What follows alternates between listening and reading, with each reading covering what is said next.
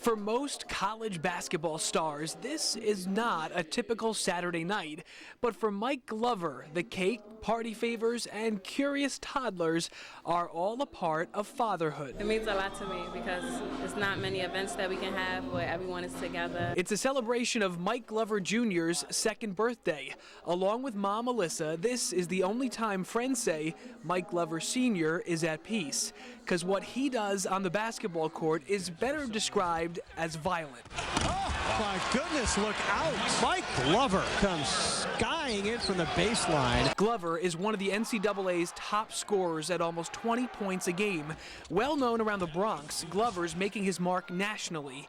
He says it's thanks to his son. He motivates me every day to wake up in the morning and push to my full potential. Lil Mike is Mike's world. So, I mean, like, since he's been in this earth, I think it proves a lot more that he loves the game a lot more after he had his son. And it might have saved Glover's career. Mike missed his son's first birthday.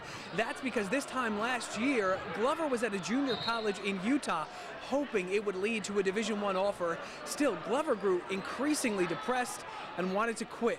Plenty of times he said that, I want to give up the basketball. But Mike's mentor, Bingo Cole, wouldn't let him. Because I told him, you're not doing this for you no more. You're doing it for Mike Glover Jr. You give up now, what kind of life you're going to give Mike Glover Jr., So I used that as a tool. Yes, I did, and it worked. Iona wasn't the first major school to offer Glover a scholarship. Seton Hall did almost 5 years ago, but Glover was academically ineligible.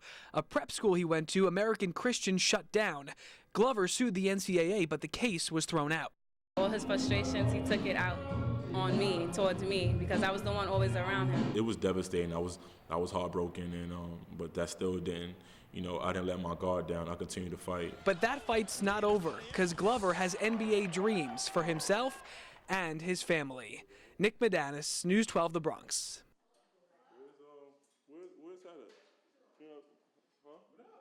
It was January 2014 in Argentina that Mike Glover suffered an injury to his Achilles that sidetracked his career. I felt like I got kicked in my foot, and like when I tried to get up and I tried to walk on it, like I couldn't feel anything, so that's why I knew something.